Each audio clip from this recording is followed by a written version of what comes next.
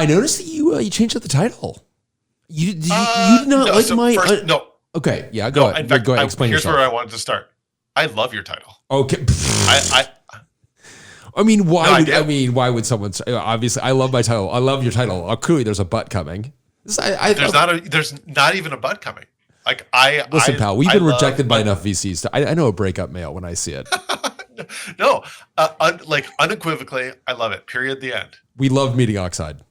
We're very excited about Oxide. Okay, yeah, go on. Yeah, look, I'm not cheering from the sidelines. I want to be in the game. I'm with you. I'm in the game. Okay, go on. So you love my title. That's it. My title was Unshrouding Turin. Yeah, love it. But I noticed the title here is Benvenuto a Torino. That was for Robert. I thought he'd enjoy that more. Robert, which one do you prefer? Oh, put Robert on the spot. Go ahead, Robert. They do this on the equality. Oh, yeah, there we go. What an all pro. You know what this reminds me of? This reminds me of when my now 20-year-old was 4. He we understood from one of his friends in the neighborhood that he and this girl were going to get married, and I'm like, okay, that seems like a little bit heavy for 4. And we were talking to another parent at the preschool, and she was saying that her daughter and Tobin were going to get married. I'm like, God, this kid's real gigolo here. Well, as long as he's got his, I guess he's got, when you're a 4-year-old, I guess you have a playmate in every port. And we are at the beach. We're at Chrissy Field with one of these girls, and the other girl comes up. Oh man. Oh, and you're like, okay, what? And I'm reminded a little bit of Robert on the spot over here. And like Robert, my 4-year-old takes the hand of one of the girls, takes the hand of the other girl, and then the 3 of them all go running off together. Delightful. I'm like, all right, go for it. You're like, I'm just going to write this down to tell at your wedding. Absolutely. Or weddings. I mean, who's to say that this, who's to say that this won't carry into adulthood? Yeah, so I'm raising a bigamist. Anyway, so I am, regardless of the title and who it was designed to appease, we're very excited to be talking about Turin and the Turin launch. This is AMD's latest part. George, thank you very much for joining us. Really appreciate you are a repeat friend of Oxide. It's good to have you back. Good to be back. Excited to be here. So I got it. So you had a great blog entry that I was excited to see it at the top of Hacker News over the weekend. Were you surprised by that? No. Well, I've noticed that Hacker News has been picking us up more and more. That's great.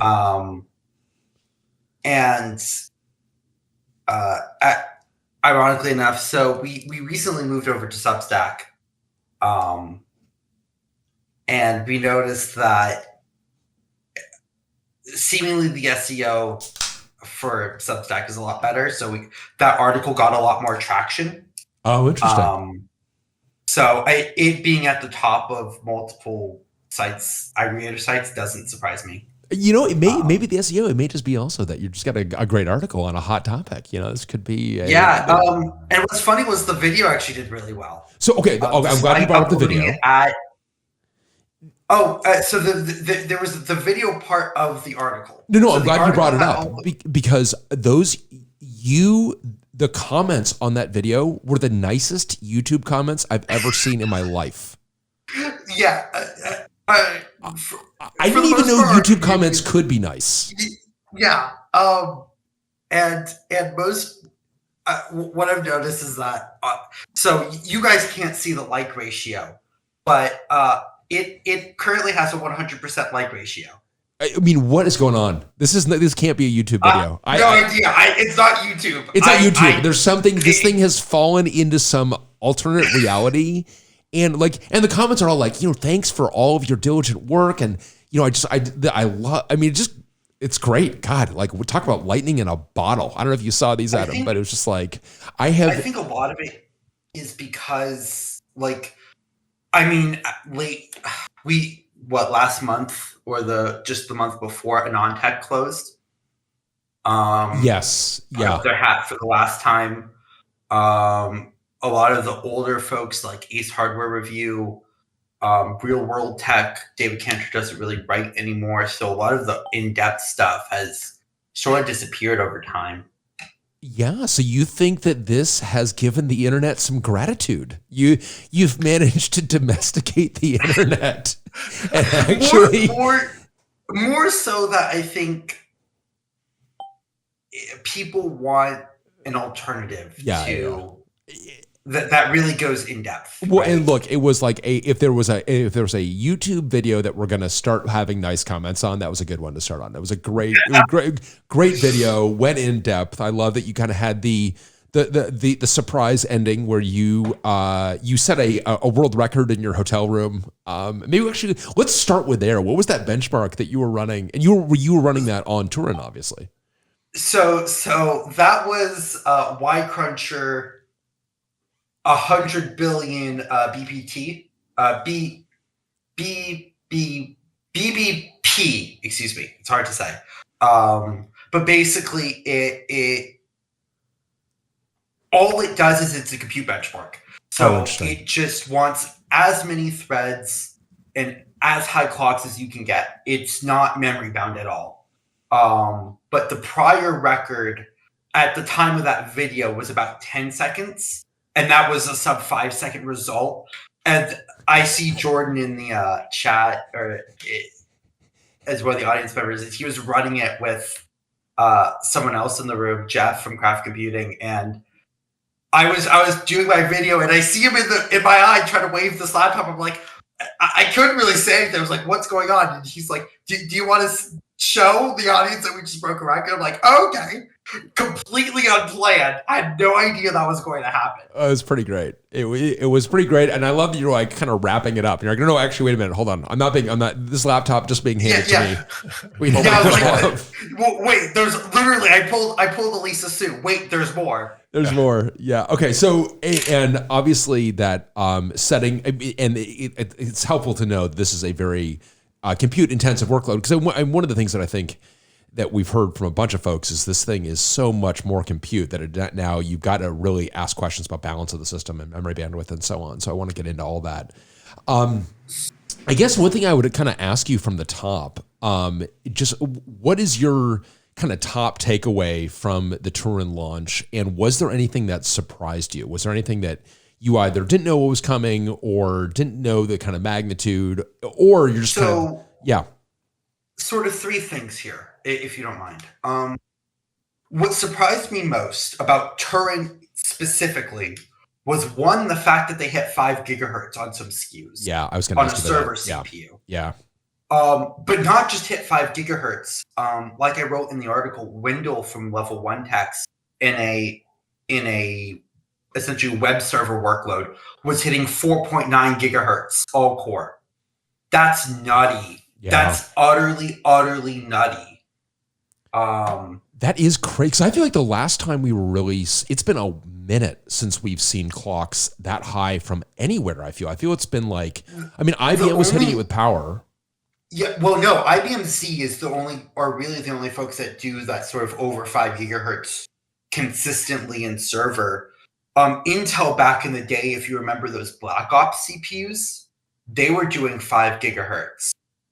And I believe that there was the last Oracle Spark CPU, the M8, went up to 5 gigahertz. Did it really?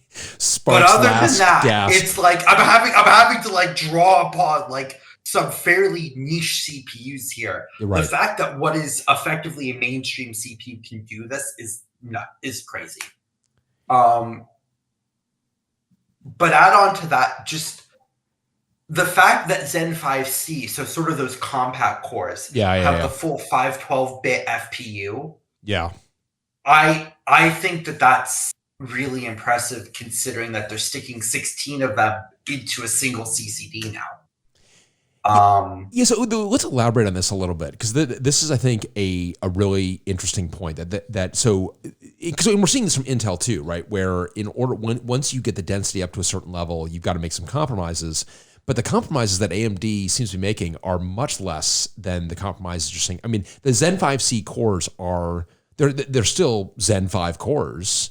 Yeah, so here's the difference between Zen 5 and Zen 5C from an architecture perspective. Nothing. Until you hit L3, there's no difference. Yeah. Now, are they on different nodes? Yes. Is there an Fmax difference? Yes. But the fact that they're still hitting 3.7 Fmax, so that's your top clock, is really impressive. And the node difference is, I think you're on what, 3 nanometer for the 5C and 4 nanometer for the Zen 5. Is that right? Yeah. Yes. Yeah. These are all TSMC, obviously. So on their C cores, they jumped 600 megahertz. So from 3.1 to 3.7. God, that is amazing. Yeah.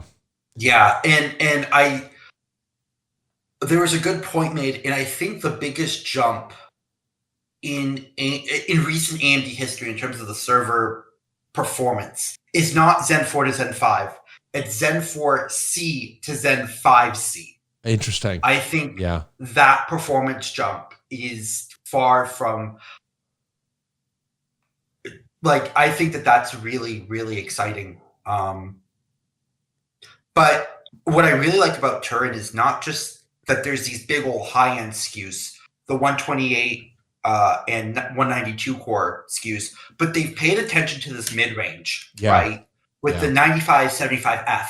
That's the high-frequency 64 core SKU that I was talking about that was getting 4.9 from Windows testing on all cores. I think that sort of SKU, the fact that they still are paying attention to the sort of the mid-range is really good. It's expensive, no doubt, but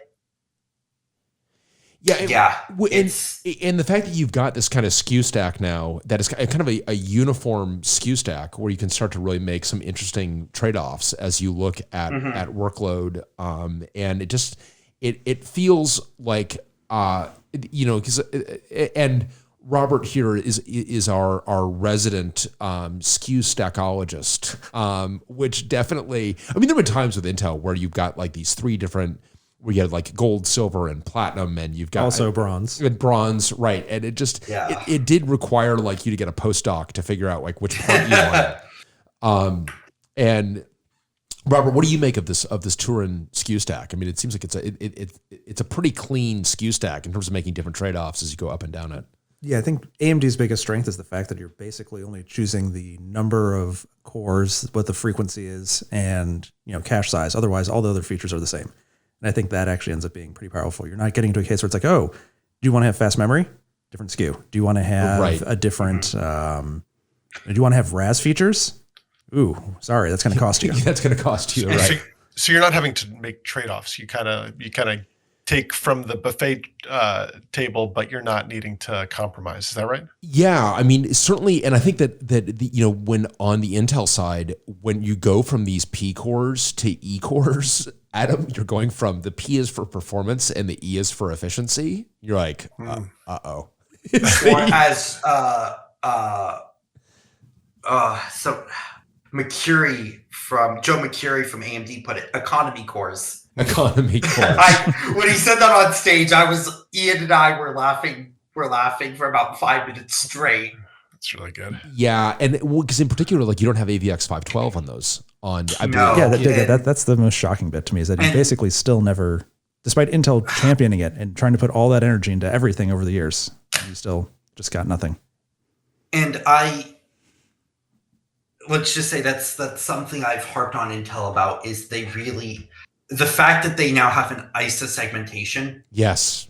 Yeah. Is bad. It's bad. Don't segment your ISA, please. Yeah. Like that's how you shoot yourself in the foot. Something fierce. And just to elaborate on that, so what that means is like the operating system needs to make scheduling decisions within the same chip about whether certain workloads can run on certain of the cores. Is that right? Not on. So on the client side, yes, that's true. On the server side, that's not correct. All server chips have the same cores. So there are two Xeon 6 lineups, the Xeon 6000Ps and the Xeon 6000Es. The E's are for the E cores and the P's are for the P cores. There's no merger of cores so on so just to be clear, it's like Ryanair. It's like all economy class on this one when you're on the. But the thing with that is, and here's sort of the cleverness of Zen 5 versus Zen 5C, and that is AMD can just have one big SKU stack. And that's it. Yeah. Intel, you need these two different SKU stacks. And it can start getting confusing with what has what and where. Well, and then it's like, so it's really tough too, because if you are, in our position of like, we are selling a rack scale computer to someone who is making compute available to their kind of customers. We're asking, if you have to ask them like, well, are you using AVX 512? They'd be like, I don't know. I have to go ask my users that. And, it makes it really hard, and you're kind of at this big fork in the road. So to be able to have to not have to give up, I mean, just as you said, George, to not have to compromise on ISA and to get the same ISA everywhere. And yes, you may be giving up, you're making some trade-offs in terms of max frequency and so on, but you're not like dropping off a cliff. Your trade-off is an area. Right. Right? Yeah. You have to spend that area. But the thing here is, I think the area would be, even if it was a bare bones implementation. I don't know if you guys remember Centaur CNS. That was, if you guys remember VIA, that was a VIA CPU that never actually hit market, but you were able to test. Thanks to a couple guys who acquired some during the Centaur buyout days about 3 years ago. It had a very basic and bare bones AVX 512 implementation. Okay, so George, but that's fine. I feel like the last time you were on, I was getting a bunch of grief for dropping some dated references. Centaur, this is an old part, just to be clear. Well, here's the thing, right? It's an old part, absolutely, but Intel bought the team, and we don't quite. All we know is that it was essentially an acqui-hire. They got the folks from Centaur 3 years ago. So this is a recent thing. This is not Centaur. No. So Centaur was broken up essentially in 2021, as the Wikipedia article says. VIA still has x86 licensing, but the Centaur team isn't at VIA anymore. So this was in 2021. So I assumed you were talking about you're not talking about a chip that was made in like 1999. No. I'm talking about a chip that was due for release in 2022. And they were was canceled just before launch. Okay, so I've got so many questions about this Wikipedia page. So they were broken up. First of all, like, nice use of the passive voice. Like, they were like, what broke them up? So the iceberg. The iceberg broke them up. So VIA, who was the parent company, what basically shuttered the Austin headquarters, and then sold it, and the team was acquired by Intel for $125 million. That's a hell of an acqui-hire. Yeah.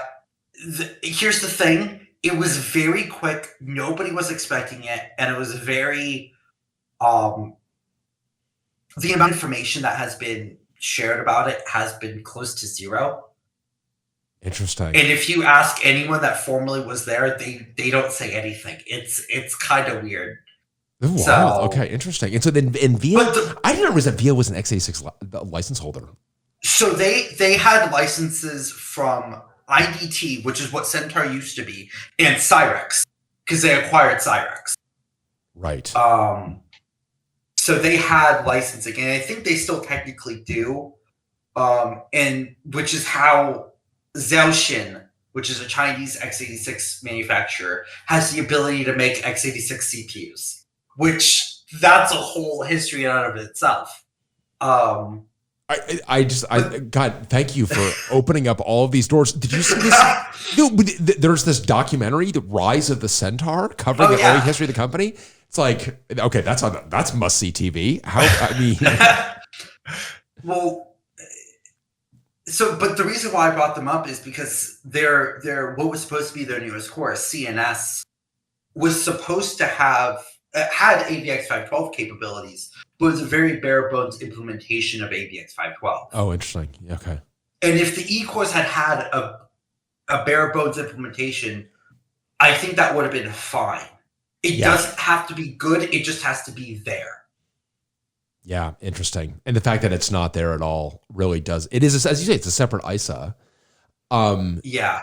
Is that a good segue to the AVX 512 improvements on Torino? Because I mean, that I felt like going into this launch, I mean, I felt that's one of the headliners was the improvements to AVX 512. And if you want an even deeper dive, Alexander Yee, the creator of Y-Cruncher, did a very good write-up on Zen 5's AVX 512 implementation. Oh, yeah. And he went very, very into it and basically said, yeah, this is the best AVX 512 implementation so far. Yeah, really. There are some. Yeah, interesting. Some. The data path, obviously, a big part of that. I assume that the fact that it's going from a 256-bit wide data path to a 512-bit wide data path, or deeper than that. That's part of it. Interesting. That's part of it. Another part is just the increase in the number of registers. They doubled the number of registers. They made a lot of opt single cycle, which is nice. There were some trade-offs that were made. Some of the integer stuff was made 2-cycle, which was a bit of a cavity in the tooth, so to speak, fly in the ointment. But other than that, it's the way that AMD can just not have to. So with Intel, you always had that sort of clock offset where if you run any AVX 512 code, you would suddenly decrease in your clocks, right? AMD doesn't have that. How they accomplish that, I have no idea. But you can throw it AVX 512 instructions, and while you'll have thermal and power, like clock speed pullback, it won't have this turbo clock thing where you have where if you introduce any AVX 512 instructions, even if they're just load and store instructions, they'll decrease the CPU clock regardless. You don't have that with Zen 5 or Zen 4 for that matter. And was that on was that Sandy Bridge or Haswell, Robert, where it was like AVX 512 has always been had this kind of problematic property that if one thread starts using it, it kind of like browns out the rest of the part. It's Skylake. Skylake is what did that, but you also had this problem on Broadwell with AVX2 and the others, and it's actually worse than just running an instruction. If you actually just leave the AVX save state bit such that Intel thinks it's modified the register state, that's enough to trigger this slowdown sometimes. Yes. Oh man, we had a nasty. You might not remember this. We had a nasty bug back at Joyent where we had a guest in Windows, and we just weren't properly clearing one part of the save state in the initial state. So the initial state basically was like, like the 256-bit op masks or the 256-bit register state, YMM state is valid. It's like, okay, I'm going to no longer boost. Wow. And so you basically run this guest and it would like crater performance for the whole box for no actual appreciable gain because no one's actually using it. Yeah. I mean, basically just that one, it was just for it, but it was just, I think that to me is kind of the even more telling point. Even if you just leave the state in the save state, then you're toast. And it's really hard to have a feature like that, where if you use this feature, it has this kind of this adverse effect on the rest like of the a monkey's paw kind of feature. Yes. Yeah.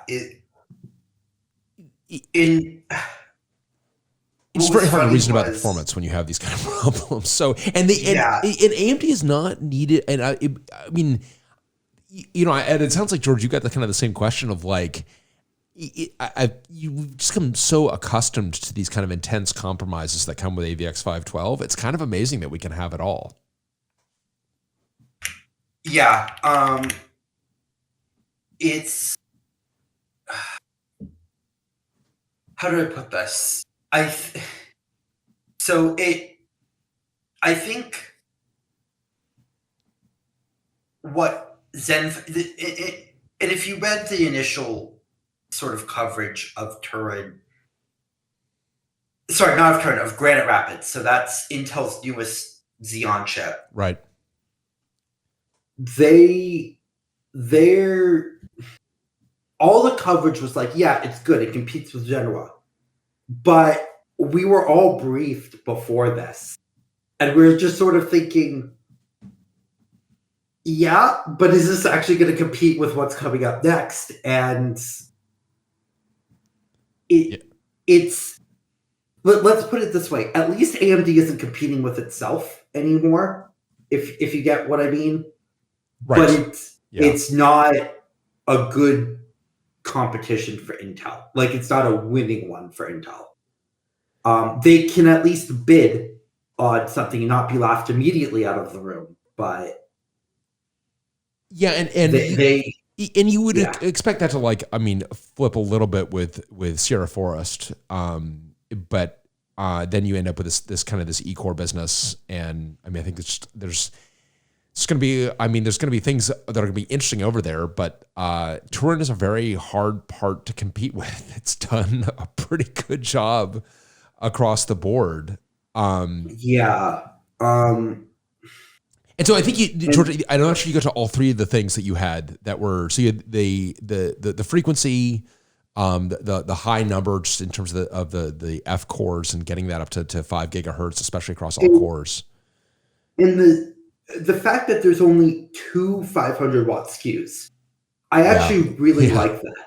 Yeah. The fact that while they are going up to that 500 watt SKU, they're only really leaving it for the highest end parts. Yeah. Whereas everything else is 400 or below. And I really actually respect that. I can tell you that we at Oxide also like that. Yes. Folks thinking about the kind of the rack level, because we're kind of left with the rack level power budget. And we definitely, it's nice to have a SKU stack that is not all sitting at 500 or 500 watts plus, right? I mean, I think that's... Yeah. 400 watts is still a large amount of power, no doubt. But if you remember the slide that AMD showed with a 7-to-1 consolidation, that's if you could do that, right? If you can go from 1,000 racks of 8280s to 131 racks of Oxide? What? But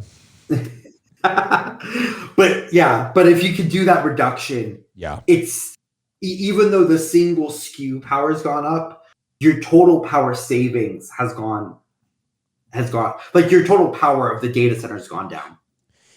It has, and I think you're the economically too. It's interesting, even though these are expensive parts, but they can do they can do so much, especially at that high core count level, when you're not having to sacrifice on what those cores can go do, that you can make economic sense, I think. And it's a big step function over where they've been. I mean, I think that I think like a lot of people, like the Genoa SKU stack was a little less interesting for us. It was obviously a lot more focused towards the high end. Yeah.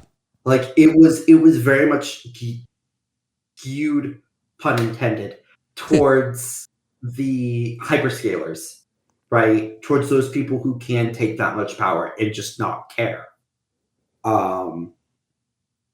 But I think, especially with the Turin SKU stack, I think it's a lot more sort of a refresh across the board.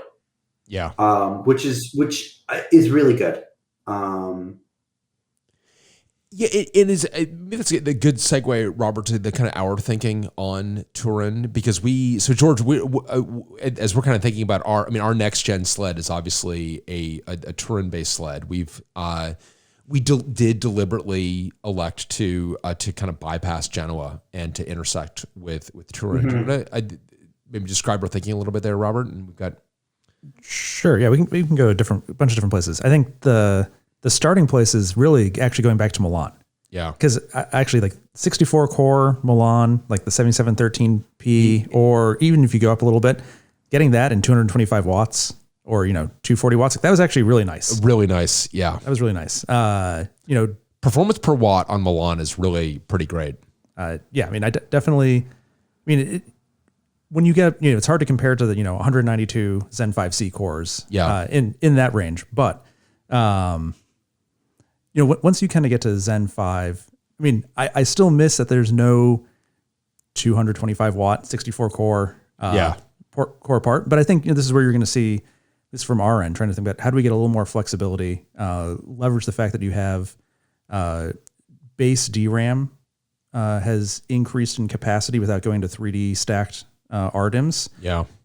Just because that part of the balance and price equation starts getting really thorny. So the fact that you have 128 gig RDIMMs is useful, especially when you start looking at the fact that 2 DPC gets challenging fast there. So I think there's a bunch of different SKUs you can kind of start to look at.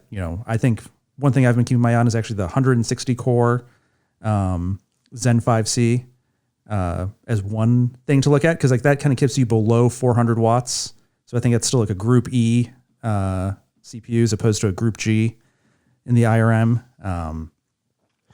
So do you want to describe a little bit of those terms? So when you say the Group G versus Group E, what are those things? Yeah, when AMD creates a new socket, they put out what they call an infrastructure roadmap, or IRM. And then they basically are predefining different TDP ranges into these groups. So, for example, Group E probably has some range off the top of my head from like 320 to 400 watts.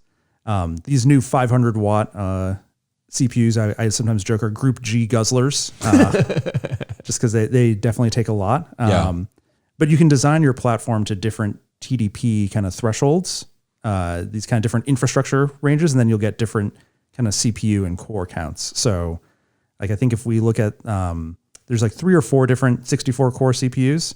I think there's like the 9535, which is kind of like the, almost 300 watt 64 core. It's like, that'll be like a Group A CPU. Yeah. And that kind of gives you tells you kind of what the TDP range and what you as the platform designer can kind of tweak from what the min to max is on there.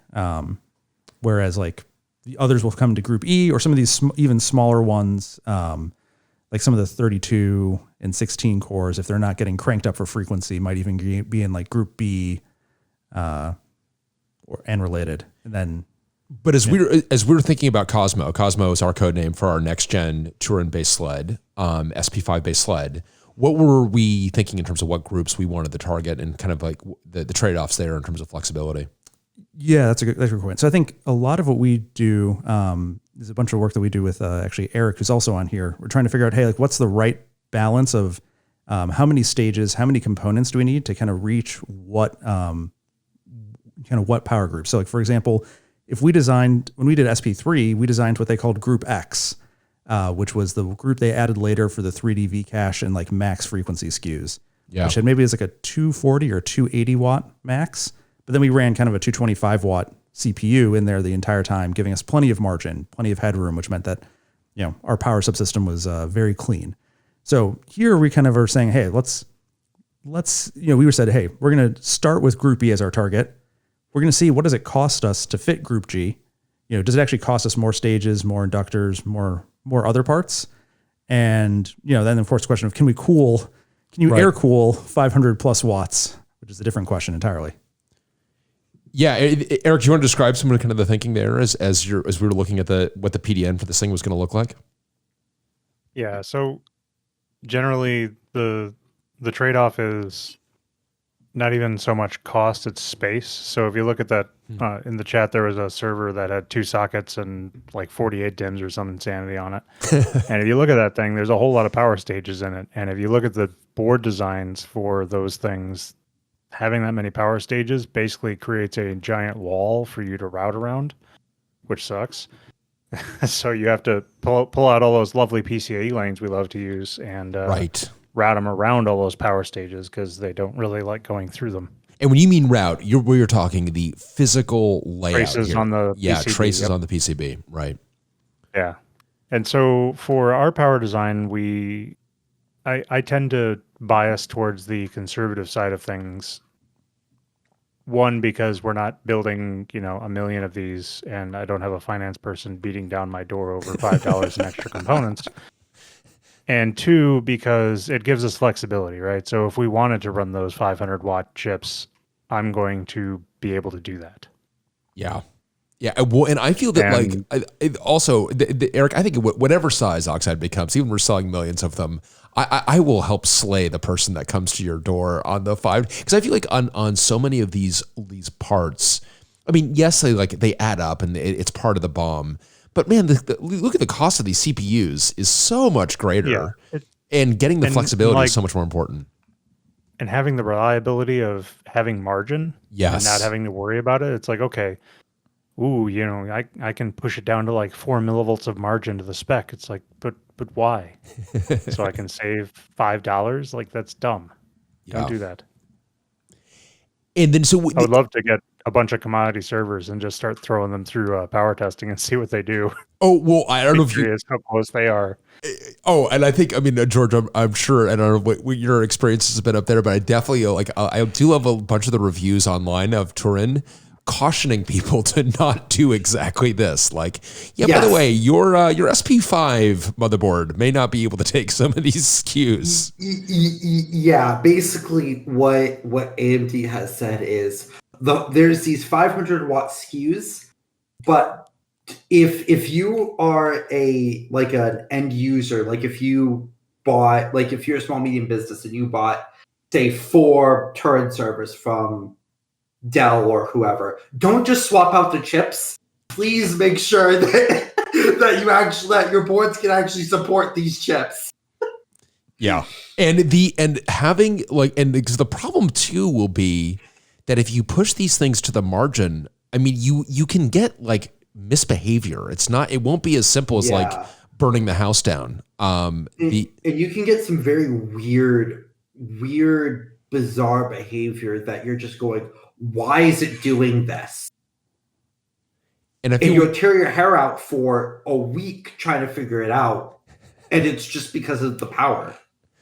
Yes, or if you recall us on our the Tales from the Bring Up Lab episode where Eric was regaling us with some of our adventures on Gimlet, where our power was already pretty good, but we could not figure out why this chip kept going, would reset itself after 1.25 seconds. So we made our power even better.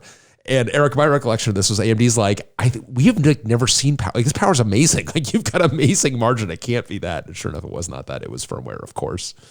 Oh yeah, it was firmware on a power stage. So on a power stage. Yes. Yeah.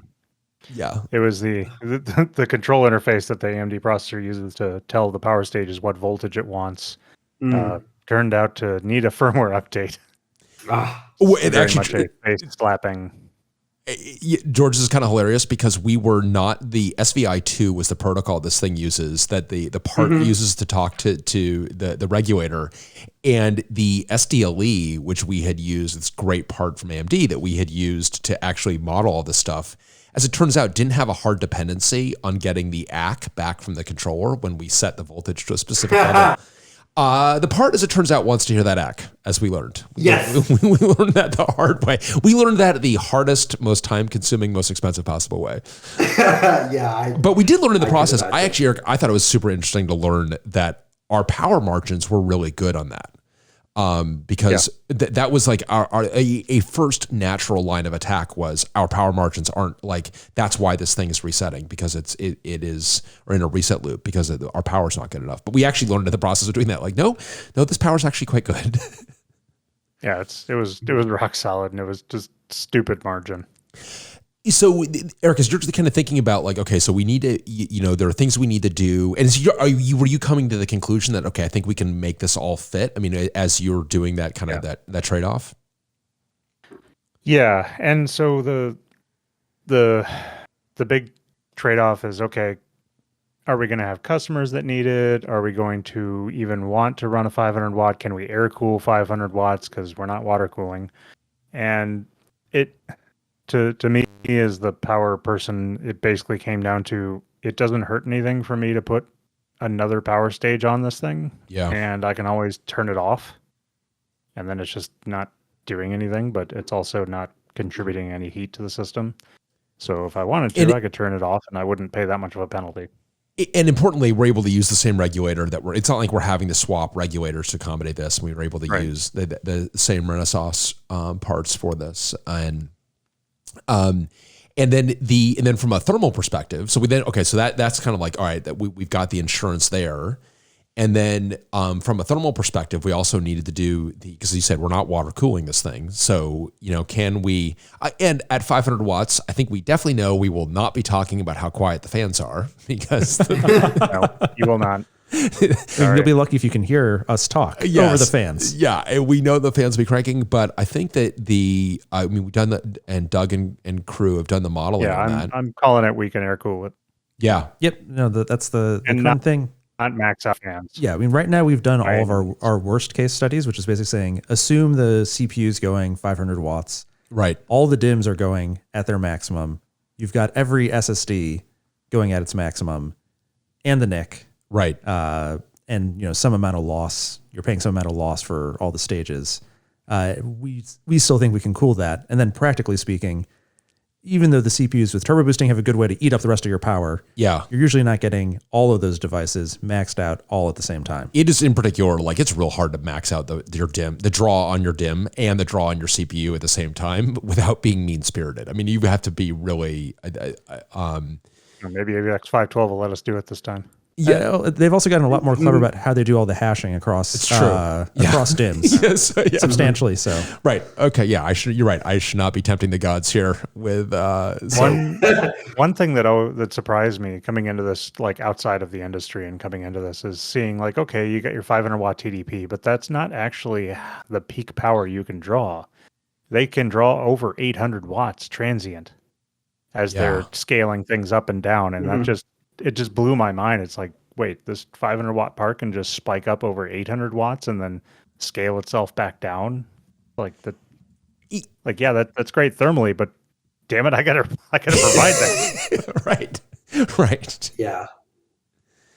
And with the voltages that current server CPUs are running, you're having at those 800 watt spikes, it's not 800 amps, it's 1,000 plus amps. And which means more power stages. And just turning your board into a giant resistor, essentially. Yes. But it turns out copper is not like 1,000 amps running through it. Normal PCB thicknesses. So actually, sort of the thing sort of related but unrelated to Turin directly at the event that was announced was Pensando, new Pensando stuff. Yes. And I sort of wanted your take on this. Interesting is our take. I mean, it's like definitely interesting. I mean, I think that we would love to be able to get some parts. The draw does become an issue back there for us. Yeah, I mean, the P4 programmable nature of it for us is something that's actually really powerful. We leverage that in our switching silicon a lot and have been looking for something to get that into the NIC. The big challenge is just, I think where we're a little different is a lot of the DPUs have been designed to basically be like, we're the DPU's the computer in charge. And hey, you big CPU that's like running guests over there, like, you're subordinate to me. So like, you exist, but like only at my pleasure. And we're not quite as split brain there, / we're not trying to sell the entire server. So like, it just gets thorny when it's like, okay, that device also needs its own DDR5. Yes.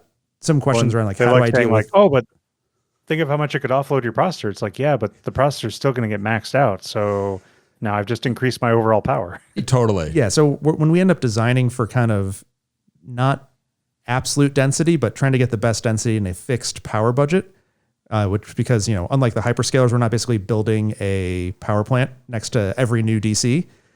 That's where it gets a little more challenging. And so we're trying to work with folks to figure out, hey, if I don't need, say, all of the ARM cores that show up there, or let's say I didn't run with DDR5, what can I get? What can I kind of still get out of there? How can we kind of change this from, some of these parts are, and I don't remember what this one was, are 50, 75 watts. And, that's that. Or, maybe I play games and I say, I've got a lot of SSDs, but maybe I don't need all of the IOPS from all those SSDs. So I can double up, capacity instead. And that gets me back some of the power and I can send that to the NIC. But it's definitely, we're not in a, even with just increasing power for the CPU, I'm already trying to think about like, well, what do I do for folks who don't have all that power? If I've got 32 sleds, how do I? Well, and I think that, and Ellie in the chat is saying, well, I don't think people realize how restrictive the Oxide power budget is. And I don't necessarily it is restrictive. It's more that we are taking that rack scale approach. And so we're kind of the ones that are like always adding up the Visa bill. And when you have, 30, 40, 50, 60 watts, 70 watts, 80 watts in your NIC, like that adds up in a hurry. And yes, you can offset it elsewhere, but what we're trying to do is try to get you the maximum amount of useful work out of that rack scale power budget. By being the ones that are doing that, we're the ones that are, sometimes having to deliver some tough messages to folks about like, we like this is interesting, but it's drawing way, way, way too much power. But yeah, so overall, really good, really nice to see, excited to see the kind of P4 continue there, and hoping someday we can find a way to make it make sense for us. But I think there's a lot of other folks who it does make a lot of sense for. Yeah, I mean, we're huge P4 fans, as folks know, and I think we've got actually if folks can see it out there, we've got an exciting announcement in terms of Excite Labs and using their part as our next gen switch, and its P4 programmability. So we're really excited. We've been using P4 on the switch. We're going to continue to do that, and using P4 or programmability at the NIC, we're really interested in. But it's gotta happen in a way that we can accommodate everything else we need to go do in the rack. So George, a long answer to your question there, but it's interesting, for sure. So speaking of how you guys don't want to do DPUs, because AMD didn't just announce DPU, which is Pensando Selena 400. They also announced Polera, which I think is just a standard NIC. Like it's P4, but it's not a DPU. Yeah, which is something that's going to be, and that is something that's going to be like we're definitely interested in. Okay. Yeah, because I was going to say, is that the one that you're more interested in? Yeah, okay. I think so. I mean, that's not going to intersect our first cut here of Cozma. So but no, that is, we're really, really interested in it. And again, great to see that P4 programmability. We are, there were some moments where it felt like we were a bit of a lonely voice, but I think other folks are beginning to realize, and I think as the hyperscalers themselves have known, that having that network programmability is really essential. Hey, Bryan, we've talked about P4 in the past, but for folks who maybe haven't listened to the back catalog, should we give a little overview? Sure. Yeah. I mean, Robert, you want to do the honors? I'm happy to give my P4 spiel, but I'll. Sure. I'll see if I can do it justice. Effectively, the way I think about P4 is it basically is a programming language that you can use to compile a program that operates on the NIC's data plane. And I think this is an important part because for a lot of these things, the value is to actually run at line rate. So you got 100 gig, 200 gig, 400 gig, especially with all these 112 gig SerDes coming along. You basically can't necessarily treat that as a general purpose program that's coming in, DMAing everything back to normal, to a normal core's memory and processing it and sending it back out. But instead, this kind of lets it process the packets kind of inline in that hardware receive path. And having that higher level of abstraction really allows you to kind of express something programmatically that they can then use hardware resources efficiently. Our big challenge has been working with vendors to give us a substrate upon which we can build a true P4 compiler. Honestly, the biggest challenge in that part of the ecosystem has been the proprietariness of the compilers. So, George, I'll tell you that one thing that will be a factor for us as we're looking at a kind of a P4 based NIC is we have been looking for is what is that kind of x86 like substrate going to be? Something that is a documented, committed ISA that we can write our P4 compiler against. So what we are not looking for, because we are coming out of a bad relationship in this regard, what we are not looking for is kind of a proprietary compiler. We really want to, and we have written our own P4 compiler we developed our own P4 compiler and have open sourced it, X4C, for purposes of just doing development, software development and testing and so on. But we really want to take that and use that to actually to compile for these parts for both the switch for sure, and then ultimately the NIC would definitely be our vision for where it's going.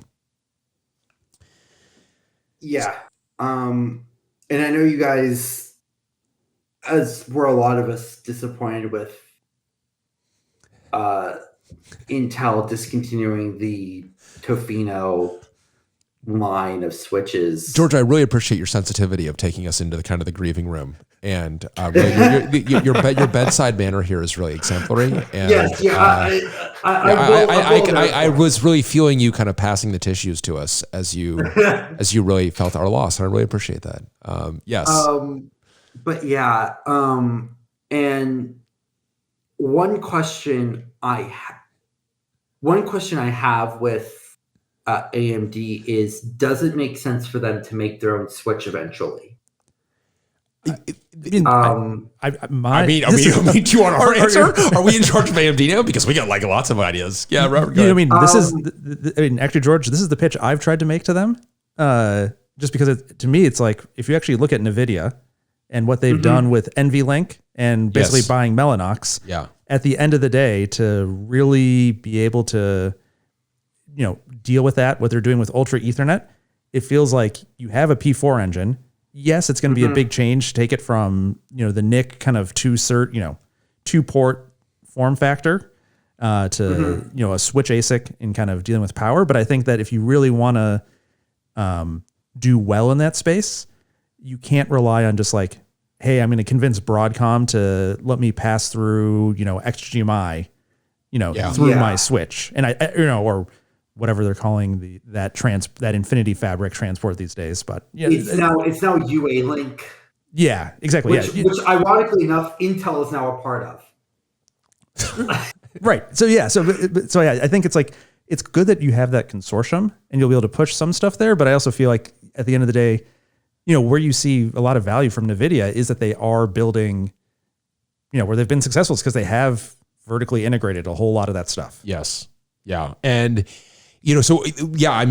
absolutely. We would be great for them to do that. Although that said, we are, they need to do it in the right way. And the right way from our perspective is really establishing a substrate that people can build an open ecosystem on top of. And this is something that, always I find vexing is you would think if you make hardware, it's enormously in your best interest to allow many software stacks to bloom by having a well-documented committed interface, but they really don't. It's a challenge, I would say. I wouldn't say they don't, is too reductive. I think that they fight their own instincts on it. So we're very excited with the Excite Labs. Again, you can see our announcement today, or their announcement today, actually. But it features Oxide for sure, and we definitely see eye to eye with them on their X2. I'm really looking forward to moving forward with that part. And we think that there should be. We want to see programmable networking everywhere. We want to see this open ecosystem everywhere. On the note of like the kind of the lowest levels of the platform that can be hard to get at. So George, you may recall that we have no bias in our system. So there is no AGISA, there is no AMI bias. So when we BIOS, Nailed it. Oh, thank you. We have lots of bias. Up and at them. Better. Do you wake up your kids that way, Adam? No. As Rainier Wolfcastle, Rainier Wolfcastle saying up and at them? I'm not as good a parent as you in that regard. Feels very loaded. My kids have definitely gotten sick of that particular Simpsons reference. Rainier Wolfcastle no longer welcome in our abode. But we have no BIOS. And so Robert, that lowest level platform enablement has fallen to us. What are some of the differences in Turin, or even from Genoa, but then from Milan? Yeah, I think actually we've been talking about PCIe a bit. So I actually think one of the things that I find has been both fun and sometimes a little vexing, but is ultimately good for the platform, not always as fun for us, in how the register numbers sort themselves out, is that they've actually increased the number of IOMS entries in there. So basically in the past where you had a group of 32 PCIe lanes, which are basically 2 X16 cores, they were consolidated into one connection to the data fabric.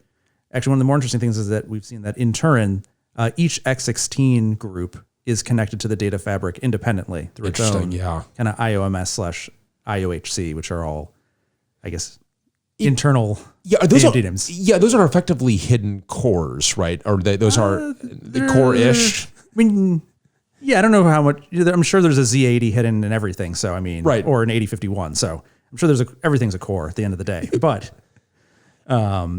actually, if you just kind of look at it, this part's is less hidden. Yeah. Because if you just look at, hey, show me the PCI devices on Turin, you'll see, hey, there's 8 AMD root complexes where there used to be 4. There used to be 4. Yeah, interesting. And that is presumably, so you're just increasing the parallelism there. And I mean, is that the... That would be my theory, is that basically it's getting you more... because there's more data fabric ports, that you can have just more transactions in flight to different groups of devices. And so, but those kind of changes, which if we were at some level of software, that's an implementation detail you don't need to see. But at the level of software we're at, like, you actually need to go accommodate those differences. Yeah, that's definitely it. Otherwise, it's Milan to Genoa was more. There were more changes than Genoa to Turin. Interesting. In kind of some of the lower level stuff. Some of these kind of bits like how do you do PCIe initialization, hot plug have stayed more the same. From Genoa to Turin. Yeah. They have some different firmware blobs that you talk to. So like, the SMU interfaces stay the same across these, but like they moved to a new what they call MPIO framework, which is what goes and programs the DXIO crossbar and does you kind of PCIe device training is kind of a collaborative effort between that core and x86 cores. And could you describe what device training is? Like, why does a link need to be trained? What is that? Yeah, so there's 2 different pieces here. So if you see AMD, first off, when they sell, in their all their records say, hey, we've got 128 PCIe lanes, which is great. But the first thing you have to figure out is, well, actually, how do those work on the board? Yeah. Are these X16 slots? Are they X4 slots that are actually connected to an SSD? What's their size and width, and how do they actually fit across the board? So one of the first things that everyone has to do is they kind of will tell the AMD's firmware, hey, here's how this is actually connected. These physical PHYs, I've got an X16 slot. I've got, in our case, we've got 10 X4 slots for basically every front facing U.2. Right. An X16 slot for a NIC. You'll have other things for other folks. Or if you have a kind of like a board like showed up in the chat, you've got some number of X16 slots that map to things, some probably M.2 slot. So you have to tell it what all is there. So it can basically go and reprogram the internal crossbar to say, okay, these lanes should be PCIe. George mentioned earlier that when you have a 2 processor configuration, some of those lanes are being used for that. Right. So that's part of it. If you use SATA, which getting less and less common. Yeah, that's right. Some of those lanes come from those same PCIe lanes. So that's the first step, is you're kind of doing that. Then the next phase is, after you've done that, is if you open up the PCI base specification, in like chapter 2 is a very long state machine. It has a lot of different states and a lot of different phases. But basically, what does it mean to basically have a PCIe device end up at the other end and have both sides be able to talk? And so device training is basically going through that process, discovering, is there even a device there? Right. And from there, trying to say, okay, let's start talking to one another, figure out how we can talk, then what speed we can talk at. Once we're good at a certain speed, then they'll increase to additional speeds, sending these things called ordered sets and training sets, and lots of different acronyms that you hope generally just work and you don't need to think about. And then unfortunately, sometimes you do need to think about them. Right. When they misbehave. But so there's a lot of low level work that we need to go do. How do we, in terms of like, we don't yet have, Eric and Nathaniel and crew are working on Cozma as we speak, kind of finishing up Cozma. How do we work on that before we have our own board in hand? Yeah. So the main way we do this is that there are often reference platforms. So, if you look at George's article, all of his testing was done on a Volcano platform, right, which is the name of a platform that AMD developed that was specific for Turin. There's a couple older generations. Is it too much to hope that someone has a sense of humor that named that thing Volcano? Honestly, I would not surprise me if somebody did have a sense of humor. You had Volcano, you had Purico. I'm trying to remember what the other two were. The ones before that were all metals. So you had Onyx. Yeah, no sense of humor. I just like the idea that like Inferno, you're going with the so we got the Volcano reference platform from AMD. Yeah, so we are doing ours mostly on a bunch of Ruby platforms, which were the ones that first came out for Zen 4.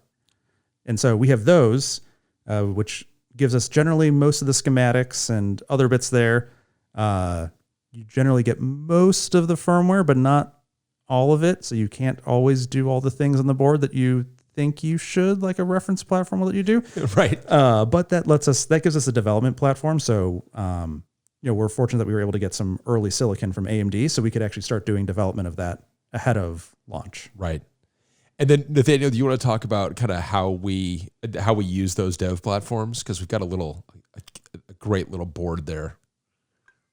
Yeah. So notably, we were able to take the So in Ruby, AMD made this BMC board called a Hawaii board that has an A-speed BMC and kind of all your traditional BMC stuff, but it's on an OCP card, so we can pull that out. And so we developed our own OCP form factor card, and we call that the Grapefruit, and that goes into that BMC slot and connects to the OCP connector. But it has our SP and ROT and a Xilinx FPGA there and some flash and kind of basic, so I3C level translators, that kind of thing. So we can kind of hotwire into the Ruby dev platform with our what is effectively our BMC topology and do some development there. And so that's kind of, I've been working on Grapefruit a lot the last few months, I guess, and doing some of the FPGA work and trying to get the thing integrated so that Hubris runs on it, and we've got our Ethernet stack runs on it, and all of that, and that's all going pretty smoothly. And we're getting close to being able to use our Grapefruit board as an Espy boot target. So I don't know that we have talked a lot about Espy boot. Yeah, we should talk about Espy because this is definitely a difference in Turin.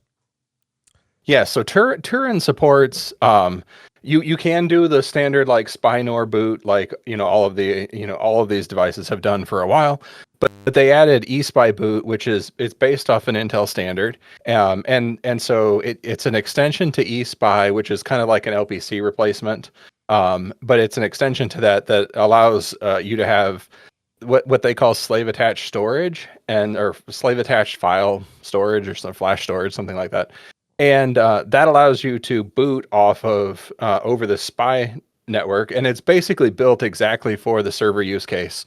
So, you have a BMC or some kind of device sitting there, and then the flash is hiding behind that. And so you talk SPY to that device, and then it goes off and fetches the flash and does whatever it needs to do, out of SPYNOR or NAND, or I guess you could, do it off of NVMe or something if you'd like. And you just feed it the bytes that it requested back over the eSpy interface. And so, and why can't you that's do that how with we're SPY? planning. So what's that? Why did we need to enhance SPY to do that? Why can't we just use SPY? Well, I mean, so you can talk SPY to a NOR flash, but that's basically all you can do. And the eSpy protocol kind of sits on top of what looks like a fairly standard SPY, like quad SPY interface, but it allows you to go request transactions, and then you just wait until the device goes and gets them. So, flash is notoriously slow. Right. And so if you are the only device talking to like a quad SPY, and you ask it for something, or you ask it to go do an erase or whatever, you basically just kind of have to hang out and spin your tires until it finishes and wants to give you that data back. And over the eSpy interface, they do posted and non-posted transactions. So you can do these non-posted transactions and say, hey, I want, a kilobyte of flash from this address. And you send that message, and then you can continue on using eSpy, talking to the device and doing other things, while whatever the eSpy target is goes off and does the work to get you your kilobyte of flash. And then it'll let you know with an alert that it has data for you, and you can come by and fetch it when you want. That's right. And SPY, as my kids would say, SPY has no chill. SPY is right. SPY. You need to give it what it needs you're set on the clock. There's no clock stretching in SPY. So you can't, and so SPY interposition becomes a real nightmare because you need to get everything you need to get done. You need to get done in that one clock cycle. It's like, that's really hard. And like on Gimlet, what we did is we put actual like analog SPY muxes in, so we could flip between our like A boot and B boot flash images. So we'd actually just swap between chips that way. With eSpy, we can actually use, none of these images are very large. So you end up buying, a commodity flash part with like, say, a gigabit of flash storage, and you only need 32 megabytes or something like that. You need these small like PSP images there. So with eSpy, we can also go down to one flash part, and then the FPGA that's acting like the eSpy target will just translate, into the high or low pages basically of the flash. And, but the AMD doesn't really have to know the difference. So that makes things a little simpler on our end. Yeah, and the other nice bit there is that as you get into DDR5, one of the big problems is training time. Yes. So one of the things that AMD has is that you actually, after you train the first time, you actually end up writing back a bunch of this data into that SPY flash. Yeah. And if you have it without that virtualization, then if you're trying to kind of hash or figure out like, how do I make sure this contents are all what I thought I wrote down, and that it just gets gnarlier. And this kind of just indirection layer, computer sciences, it's one contribution is adding another layer of indirection just to cheat. Just comes in handy. Yeah. And just on the training times, without kind of, and so dim training where you're trying to find the search for the constants that are going to allow you to not have interference when you're talking to these DIMMs. That search can take a long time. And Robert, how long does it take when you get the first that first Genoa that you've got? The first thing I had, which admittedly was early, so A0 silicon. So I'm not. This is no shade on AMD. This is not this, but I think it was one DIMM of DDR5, not that big. It felt like minutes. It was 11 minutes, I believe, was the number. Was it really? Yeah, it was. I've put it out of my brain. Yeah, George, I don't know if you've seen some long boot times with it, but DDR5 takes a long time to train. So I know when I was first booting my 9950X system, I put in the DIMMs, I turned it on, I went, grabbed a cup of coffee, came back, noticed it was still booting, was like, okay, let me go feed my cats. Fed my cats, came back, was still booting. It's like, okay, let me go run to the bathroom, come back. Still booting. I'm like, is it actually booting? Like, what's taking it? And I was about to turn it off when I saw in the corner of my eye that my monitor flashed up. I'm like, oh, okay, it finally booted. It's alive. Yeah, I'm like, okay, thank God it's actually done. And I did screw something up because I had to update the BIOS, which is always a bit of a nerve-wracking experience. Yes. When you have to do it over just watching a flashing light go, and you're like, is it done? Are you done? Did you work? I hope it worked. And then you turn it on and you're just like, okay, hopefully this works. Adam apparently really prefers your pronunciation, George, to mine. Yeah. To that was delightful. I'll suffering through bias, right? All right, I'll do my Duolingo with George on there. I will say one of the other major reasons for using Espy was that it gains us back our second UART channel, which we lost in Turin, because we like hardware handshaking, and the second UART in Turin doesn't have hardware handshaking, and so we're going to plan to do our IPCC protocol between the SP and the SP5 or the Turin processor over Espy as well. So that'll be a multiplexed path, and that was something that we had to solve regardless of Espy boot. As a former colleague of mine who retired was fond of saying, why do we have pins for Azalea on SP5 and they couldn't give me 2 pins to have a second flow controlled UART? It was, we definitely, and I'm not sure, maybe I guess we're a bit unusual on this, but boy, we're unusual. We need that. So George, we were using, as Nathaniel mentioned, we were using one of the UARTs as the IPCC, which is our the interprocessor, right? Communication channel. But this is our protocol for the socket, the host OS, to be able to speak to the SP, which is our replacement for the BMC.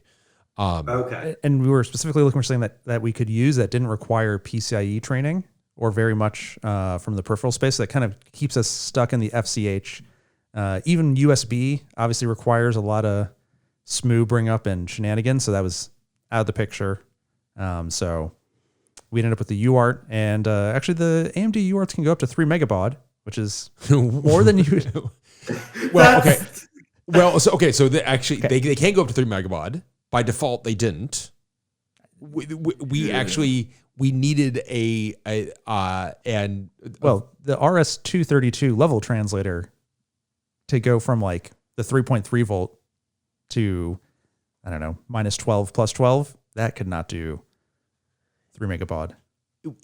But the 3 megabaud ended up being very load bearing for us because because the yes, when we wanted the PS, when we were doing DIM training, and doing DIM margining, and the PSP is spewing output, it was just happily going at 115/200. Yes, and there was no token to change it to anything. Yeah, it's not to get a 3 megabaud, so it was very slow.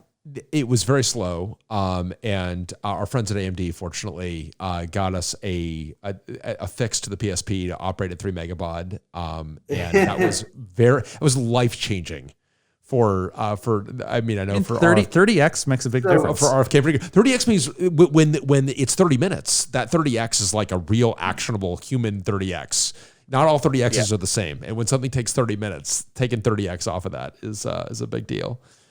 So the good news is with the Espy, I think we can get significantly faster than 3 meg too. So it'll be interesting to see what that looks like in practice. Espy is a little weird. It's like it's simplex, so you can only transmit one direction, at any one time. But you can do quad at 66 megahertz. So we should be able to get something a little bit faster than 3 meg, I think. And sorry, George, go ahead. It's really funny that you guys are talking about like 3 megabaud and whatnot, because slight tangent.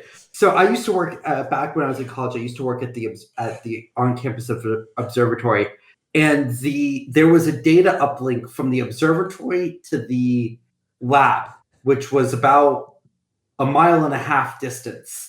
It was still running 800 baud for some serial connection. Oof. 800 baud. Yes. You could practically run a message up there faster. Yeah, but mind you, this was just all it was basically just the go signal to start the power up for everything. Yeah, the go signal still takes several minutes to transmit. So basically, you would send the message, and then you would either walk or drive up, and by the time you got there, it was done. Wow. But it was like, and then the way that you had to connect to all of it was through a BBS. I'm not even joking. This sounds like a dream that I would have that I would describe to Adam. Mind you, the system was built in like the 1980s and was not updated until 2021. Yeah. Wow. It's definitely. Yeah. I'm sure I would like to believe that original designer as an Oxide and Friends listener to be like, oh God, that was still in use. That was supposed to be for a weekend. That was not supposed to be. Right. That was a temporary fix. Totally. Oh no, this was no temporary fix. It was designed like that. So Nathaniel, maybe worth elaborating a little bit why the 3 megabaud is so actionable for us beyond just the margining and the MBIS results, because this actually ends up becoming, because this is our conduit for the SP to talk to the host CPU, we use this in the recovery path. So like if you've got a system that can't talk to anything else, it's going to load its image via that link, and being able to go faster than 3 megabaud is going to be really, really nice. Right. Yeah. Yeah. I mean, that's kind of the big thing. I think the big hope here is that for Cozma, when we do recovery, we could potentially use the, I don't know, I'm hoping to get it, somewhere up in the 12 megabaud, but it's going to depend on, how busy we are doing other things on that link too, because it's a shared resource. So. Yeah. And when we talk about recovery, we're thinking about like DFUing your phone or whatever. Like, and we use this during the manufacturing process. So if a server has kind of gone out to lunch in some way, or we just want to wipe it clean, we're using this mechanism and going at 3 megabaud.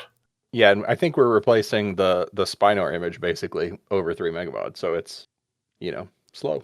It takes a minute, as the kids say, but it actually takes like. We're actually doing two different things, Nathaniel. So we first are writing the Spinor, which actually goes much faster. Yes, that part is quick. But then we basically, instead of sending the full M.2 image that we would boot from, which would be like a gig and basically be, an eternity in that world, we have a slimmed down, basically kind of phase 2 image. So unlike a traditional BIOS where you're basically splitting up, the BIOS is in your SPY flash, it sits there and then kind of goes and pretends to reset the world back into 1970 after waking up and changing everything and, turning on all the CPUs so it can turn them off again. We basically have a continuous operating system image. So basically, but we just kind of say, hey, you find half your like RAM disk, half your modules somewhere else. So when we end up doing the recovery, we end up sending kind of a like slim down, just a measly 100 megabytes over this small link. And so George, in all honesty, like part of the rationale for this is to get us out of those moments of terror when you are flashing a BIOS, and you have gotten often no recourse if that goes sideways. And so this gets us out of that, because we know that the system at the absolute lowest layers of the system, we can get the system to be able to boot. And it gives us much more control over the reliability of the system, upgradability of the system, manageability of the system. And that's how we're able to get Oxide Rack can arrive, power on, and get going and provision VMs in minutes instead of days, months, weeks, whatever. Speaking of sort of a question to you guys, because this is stuff that I know a lot more about CPUs and GPUs than I do sort of the networking and the sort of lower level intricacies of all this. Well, I feel like this is like we're like the sewer people, and you get to. I mean, you've got this glorious palace in terms of the cores that have been built, and meanwhile, it's like the sewer people are happy about not being at 3 megabaud. Like, what's going on? It's like no, it's a big deal down here in the sewer. Yeah, but sort of. I asked you this back when I was in San Francisco meeting you guys in person. What do you think of sort of the updates to OpenSil and how that's been going to get rid of Agisa or yeah. So we are all in favor. So we have been, and actually it was funny because I actually first heard Turin, the code name Turin, when it was accidentally blurted out on one of those OpenSil calls. I'm like, okay, what is Turin? And I remember asking Robert, like, no, that's a city in Italy, so it must be the next thing, but we hadn't heard of it yet. And OpenSil was going to intersect with Turin, which of course, when we were first hearing that, it's like, oh my God, that just feels like Buck Rogers. It's like in, the year 2041. But of course, Turin is now here. And we like that work. We are very, very supportive of. We are not actually using any of that, because it's a different model. It's kind of going to, it's still a traditional model of a bootloader that's going to effectively make the system look like it's gone backwards or send the system backwards to boot a host operating system. And we've got this staged approach where we are running a single operating system the entire time. So it doesn't fit our model, but we're extremely supportive of it because we believe that we want these lowest levels of the system to be completely documented. And we want there to be room for many different approaches. And so I think that we're very supportive of OpenSil in that regard. Yeah, because I know when we last talked about OpenSil, it was very much in sort of the initial stage of it being ramped up and what was happening with it. And it does seem like AMD is adopting more open standards with regards to sort of, because they also announced Calibra, which is open source root of trust stuff. Yep. Yeah, so we're excited to see how all that kind of starts to change. I mean, there's a recent I dropped a link in there. I think they did this at OSFC. They talked about how they're going to have OpenSil kind of be the mainstay more so for Venice and Espy. And so I think, from our perspective, this is all good. It kind of gets us out there. We can start to point to things that, are in OpenSil and ends up being a win for everyone. So I think it's basically, it's excited. We're excited to see it. Parts of it, we may be able to leverage directly, but if not, we can be inspired by it. They can be inspired by us and vice versa. Yeah, it's very nice to be able to go compare notes, especially when things aren't working. Helpful to have multiple implementations out there, and I also think that the model for Agisa, the programming model, makes it very difficult to reason about the overall system. This is where Robert's eyes are going to start to twitch because Robert spent a lot of time in the absence of documentation having to really understand what this code was doing. And I mean, I still think the best bit is for me is in SP3 where the SMU to do hot plug, it speaks over I2C. And I'm pretty sure the SMU itself does not reset the I2C peripheral to run at 100 kilohertz. When the I2C peripheral restarts, it starts in basically fast mode plus, which is this weird push-pull mode at faster than 101 megahertz, which basically means it don't work. And there's definitely no explicit initialization. It's just that, hey, this Dixie module depended on this Dixie, which probably just did a generic blanket I2C initialization, which changed, which reset everything to 100 kilohertz. Well, and that's it. I mean, when you have these kind of, this is why it's so healthy to have different software ecosystems on the same hardware, because you don't want things to be working by accident. You want them to be, you want things to be well documented and with well committed abstractions. And failing that, it's good to have the software out there. So it's it's been, George, it's been good. We're I think excited to continue to see that. Some of the other lowest level differences on Turin, you mentioned the DIMMs per channel, and we kind of had a a fork in the road in front of us in terms of 2 DIMMs per channel, 2 DPC versus one DPC, and there's a trade-off there to be made. And Robert, what was yeah, so the big, so I think to help understand making the trade-off for DDR5, you kind of have to go back to DDR4. So when you have 2 DIMMs per channel, the way it works is that kind of in the channel, or you go back even further in time, you'll actually find platforms with 3 DIMMs per channel. You basically are daisy chaining the channel. So the traces will literally go up to the first DIMM, then continue on to the second DIMM or to the third DIMM in those platforms. So just the presence of that second, of having 2 DIMMs on there sometimes changes the SI. In DDR4, it often didn't. So if you only had 1 DIMM popular, you could still get the maximum memory speed possible. However, in DDR5, just the presence of 2 DIMMs per channel drops dramatically what maximum speed you can hit. And then if you actually make the mistake of populating it, then that drops the speed. Well, not just even populating further. it, the fact of having that channel, right? Yeah. Like so for Turin, right? It's 6,000 up to 6,400 with validation, but 6,000 with 1 DPC, 4,400 with 2 DPC, and then 5,200 if you're running 1 DPC in a 2 DPC board.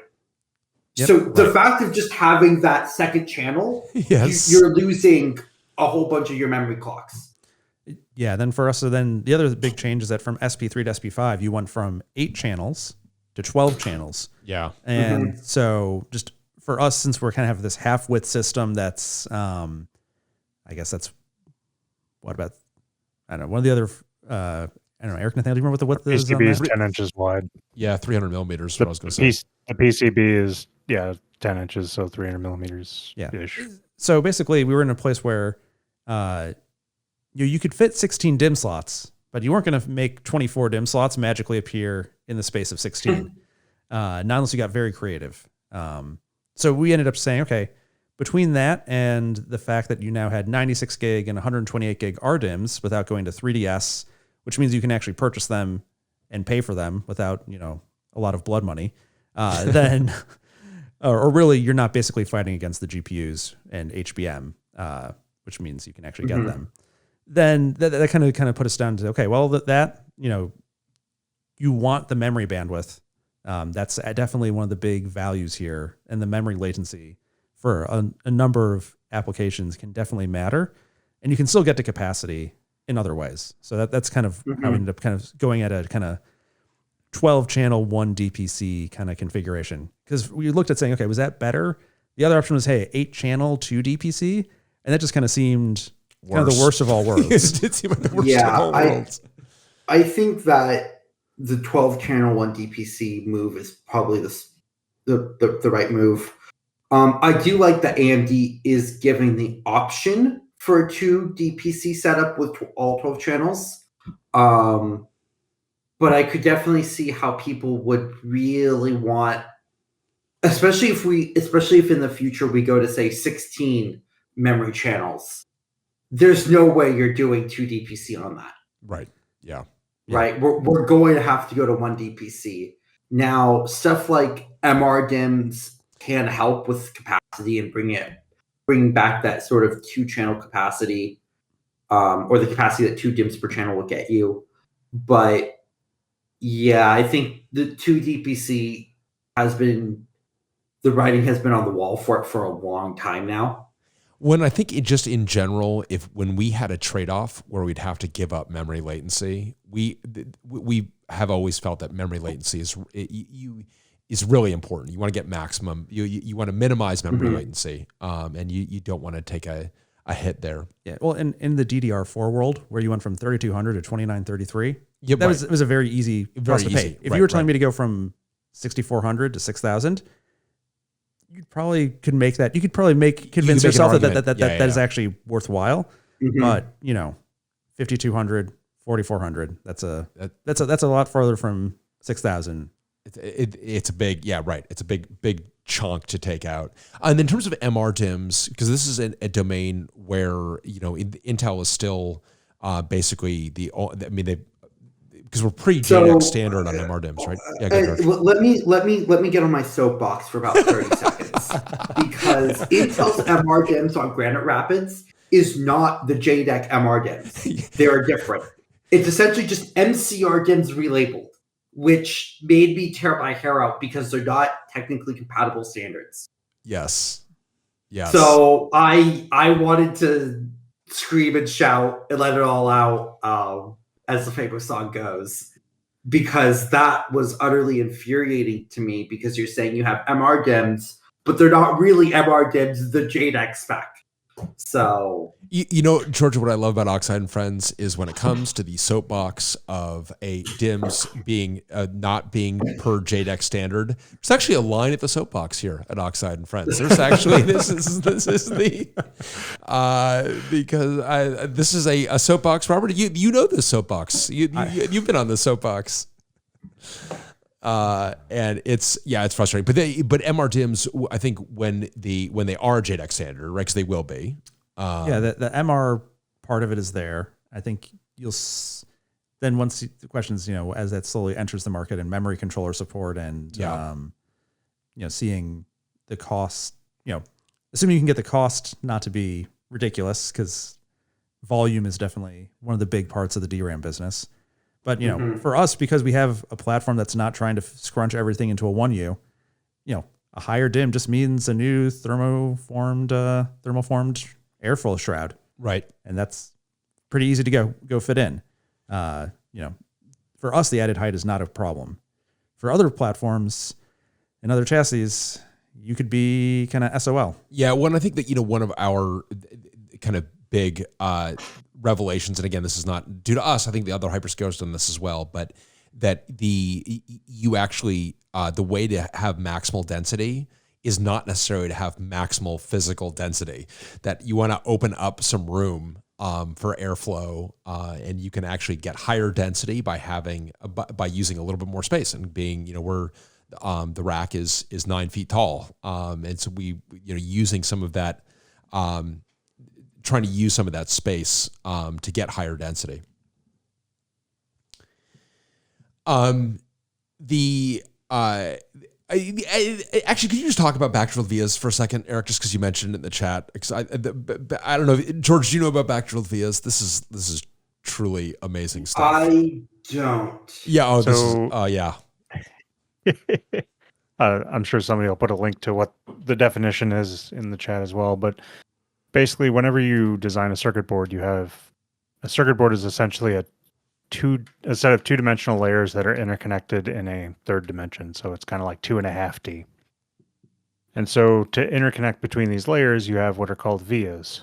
And these vias are, in their most fundamental form, just a tiny hole drilled in the board that's plated with copper that connects multiple layers together. Mm-hmm. Unfortunately, when you get server motherboards and these bigger, higher density things, you have to use more layers and they get thicker, and it turns out that when you run high enough speeds, the length of that via from the top of the board to the bottom matters. And so if you have a signal from the very top of the board going through a via to the very bottom of the board, you can make that via look kind of like a trace, like a wire to the signal, and it won't really notice it. However, if you go like from the top layer to one routing layer down, which is like layer 3, skipping a ground layer, going from 1 to 3, great, fine. But then you have this via barrel, this wire essentially, that's hanging off this trace that goes from layer 3 all the way down to the bottom. And that piece of wire looks a whole lot like a capacitor, if I remember my RF right. And so it basically creates a stub that causes a resonance. And when it resonates, it sucks all the energy out of your signal. And it turns out that things like DDR5 have high enough frequencies in them to require back drilling. And to give you an idea of when you need to do back drilling, I've designed boards that run like 10 gigabit lanes, so 10 gigi on a single lane. That's a normal, 2 millimeters thick kind of thing, and didn't need back drilling on it. And 2 millimeters thick is fairly standard for a server motherboard. 1.6 is like a commodity PCB. When you run like 28 gig, you have to backdrill it. And certainly when you run higher than 28 gig, you have to backdrill. So PCIe is 32 gig in Gen 5 now, so that has to be backdrilled.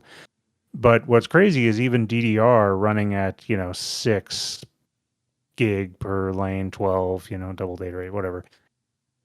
The frequency isn't that high, but the frequency content is high enough. And because it's single-ended, those vias start adding up, especially when you're routing in the top layers. And so we now have to backdrill a whole ton more vias than we used to. Because it used to be just those super high speed lanes like PCIe and 100 gig Ethernet and stuff like that had to be backdrilled. But now you're doing like thousands of these things. And it turns out backdrilling a via is really hard. So what they do is they take and remove that stub that's left over by shoving a bigger drill bit in from the other side. So they literally drill it out twice, once from the top, plate it, and then put it back in the drill, and then drill it again from the bottom. And what's absolutely crazy about this is getting those two drill holes aligned to within like 1,000th of an inch or 25 microns. And they have to do that because otherwise they'll short things out on the rest of our board. And that takes a fabricator with very high skill. What I just love the fact that we're gonna take a drill to the underside of the board. It does feel like a Adam Leventhal PCB engineer kind of approach to this of like, here, hold on, pass me the drill. But I'll fix this. Exactly. I need a drill and a running start, and we'll take care of it. I'll fix your signal integrity issue with my drill. I'll fix it real good with this here drill. But it is a total precision, and it is just, 25 microns, just amazing, Eric. This is, and then we've got simulation tools that how do we kind of figure out where this needs to be done, and this is. Yeah, so we use both ANSYS and ADS. ANSYS is our full 3D full wave solver, and then ADS is used for most everything else. But basically, we take the board geometry or even just a theoretical via and put it into something like ANSYS HFSS, and we can simulate what the effect of that via design will be on our overall channel. And you can do it by just basically creating a fake channel in ADS and then putting in your extracted performance of your vias into that tool, and it'll tell you versus a perfectly, a nice perfect transmission line, how good it is. And your goal is to get that via structure as perfect as a transmission line. So essentially the signal doesn't see it. It doesn't notice a difference when it goes through a via. And that takes a lot of time.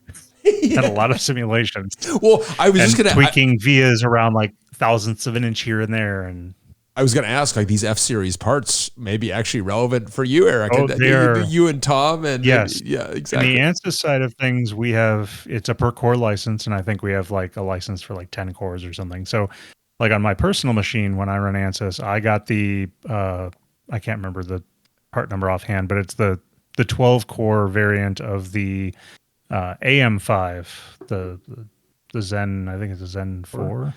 The 7900. Yeah, the 7900. So it's not the 3D cache one, but it's just the normal one. But that one will boost up to over 5 gigs. So idling right now, I'm at 5.2 gig. And that turns out to be really helpful when you're running these simulations in ANSYS that are insanely single-threaded. The 9175F is a 16-core Turin part, up to 5 gigahertz, but it's 16 CCDs with 1 core per CCD. It's designed for EDA stuff. It is Oh, absolutely. I just love the fact that you got to think of like, who wants that thing in the SKU stack? It's like, oh, the engineer that actually exactly. It's all the EDA folks. It's all the EDA the one folks that who are wants like, to put this thing under his desk. Exactly. Yeah. So we got to get that SKU for Eric and Tom and the other folks that are running these simulations. Yeah, I got one of those monster SKUs sitting around, one of the 500 watters. I'm like, yeah, that's cool. It'll pull a lot of power. I want the 5 gig one, man. Yeah, we got to get that for you. The not a cheap part, by the way, but still, no, it is. We had the ANSYS folks on Adam, remember we had the answers along with Tom on talking about the our use of simulation, which was another great episode. I really enjoyed talking to those folks. And you just learn about like the physicality of the stuff just blows me away. Adam, don't you feel bad that we end up running like our dumb software on top of this stuff at the end of the day? I just feel like yeah, seriously. Well, I mean, taking all these gigahertz for granted too, and just like the level of complexity underpinning it is bananas. It's like we backshot this thing to run PHP. It's like, look, yes, sorry, yes. Well, I can serve up cat videos on YouTube, Pastor. Yeah, right, totally. But it's just amazing, and this part is a great part. I think that we're, I think George, we were really excited to see. I mean, obviously, your in-depth review was terrific. But I mean, I think George, something from your perspective, like this is a part that has really hit the mark in kind of like every dimension. It feels like. Yeah. So the 9175F, I think, for any EDA workloads is sort of the Turin part for that.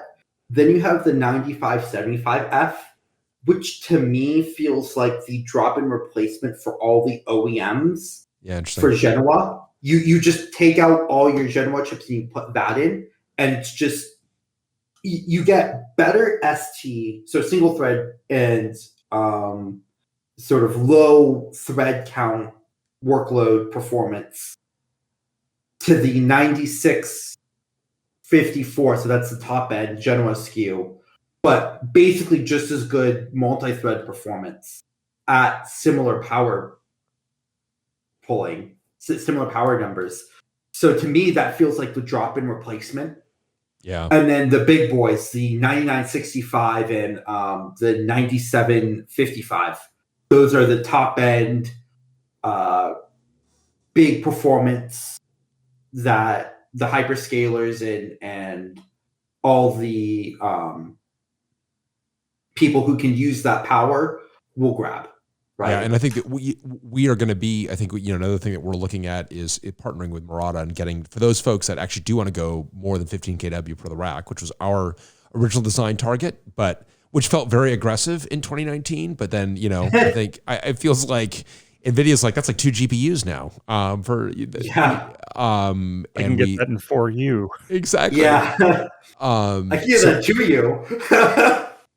We will be, for folks that can go above 15 kW for the rack, we'll be able to go do that. And it's again, it won't necessarily be quiet, but we think we're going to be able to air cool that. And that's where you get that kind of 7x consolidation that AMD was talking about. Yeah. And I think that there's, Speaking of GPUs, something that wasn't covered in the media, even by us, was that when AMD gave their Turin presentation to the media, while AI was a big part, they didn't just, when asked about HPC and FP64, they're like, yeah, we're absolutely supporting that. Do not worry.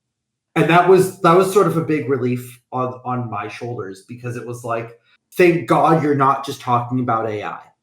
Like there's HPC going on here. There's more than just like low data types. There's FP64 things happening, thankfully.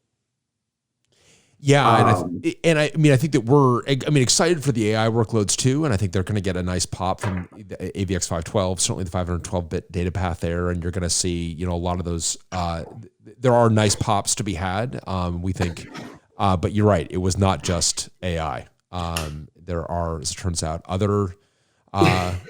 We also need the workloads to simulate the computer for the AI, as it turns out. Eric needs the So yeah, the 9575F was targeted towards sort of the head node for AI CPU. That was what AMD was targeting it as. But I honestly think that in a general compute sense, it's sort of the all-rounder in my opinion.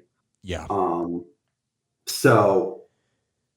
Yeah, we think so too, and I think that I think unlike with our first gen, where it was kind of we only had one SKU, the 7713P, we're going to allow for some flexibility for Oxide customers inside that SKU stack. We're excited to kind of extend that, and then do some of the work around dynamic power control. We got a bunch of ideas on how we've got the right foundation to go actually manage power holistically across the rack and use some of the.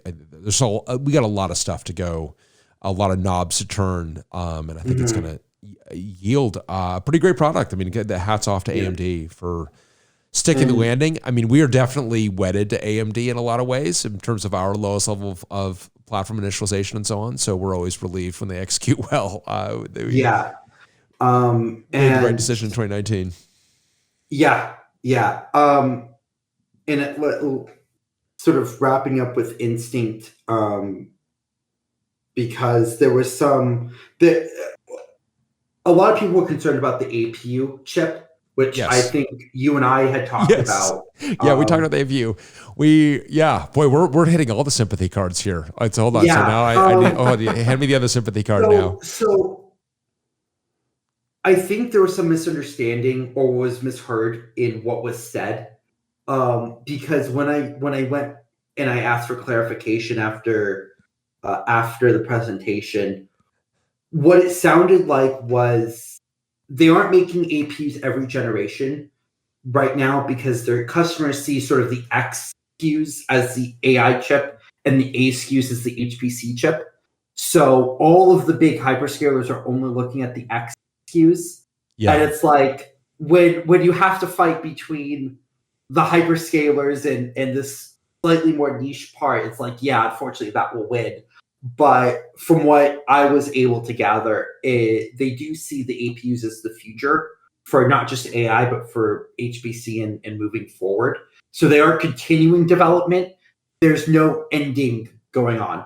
Just much like 3D Vcache, that was announced that Turin X is not coming. And it's because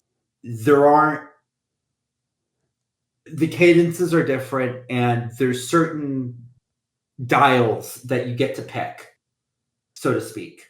George, when you were asking about the APU, did the Oxide people put you up to this? So this was something that I've been bugging them for a while about. And by the way, if you guys see an AMD MI300A dev kit come out, I'm going to claim some level of responsibility for that. Oh, that's great. Yeah, we would be. We've asked for. Yeah, that'd be great. You will deserve responsibility for an MI300A dev kit. We'd love it. Yeah, I've been trying to get them to put that out and sell it on Newegg, like Ampere Computing sells their Altera Max bundle, where it's the board and a CPU. I'm like, just sell that on Newegg for, I don't really care how much money, just have one. George, I don't know what we're going to do for you if an MI300A dev kit is for sale on Newegg, but we're going to do something very, very nice for you. I don't know what it's going to be yet. It is going to be, that would be great. We get George a whole wheel of his favorite cheese. Yes, absolutely. That's right. We for sure. But I totally agree. And yeah, we definitely noticed that we have brought up APUs so frequently with them. I feel we've kind of overstayed our welcome with respect to that. Sort of like, you know what? We're going to let you guys say the next thing about APUs. We're going to stop telling you how much we love APUs, and we'll let you do the next thing, or we'll let George do it for us, which is great. Much more effective. Much more effective. Well, we'll say, yeah. Again, if we get an MI300A dev kit on Newegg, it's going to be. We're going to have to do. It's going to be something spectacular. But yeah, I've been pushing them to do that. And in general, I've been pushing them as much as it's within my ability to fix certain parts of their software stack. Rock them. Yes.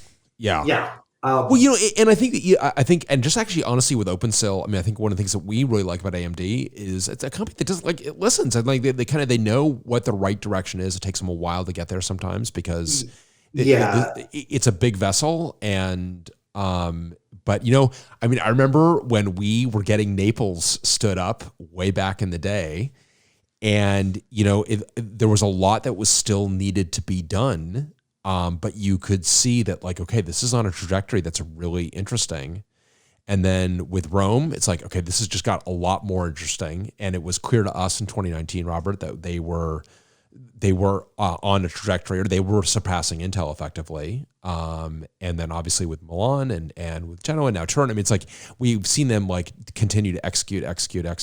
And so yeah, let's keep at them on the APU side. On the APU side, in just in general, on the sort of getting there, because the perennial problem for AMD has been software. Yes, and to the best of my ability, I've been trying to get through to them that let Oxide they need write the to have software. ROCm support on every single piece of AMD. Anything that has the AMD logo on it should run ROCm. Period. Yeah. Yes. Right. Yes. With the one exception maybe being consoles, because those are a special little thing. But that's a different argument over there. That's for Sony and Microsoft to take up. Absolutely. Yeah. Love it. And I totally agree. And it helps they're hearing it from if any AMDers are listening to this at Supercomputing and at CES, I'm going to be harping on you guys. Yes. So we love the parts, and we're gonna be we want you to got some ideas for things to be even better. But Turin's a great part. We're really excited about it. And George, thank you very much for joining us. It's been great to have. Thank you for having me. Oh yeah, it's great to have the team. I mean, and Nathaniel and Eric here, and Aaron as well. It's been and obviously Robert here in the studio with me. And then Adam, of course, to correct my pronunciations and to inform me that my running start is not quite big enough on the back drilling. I think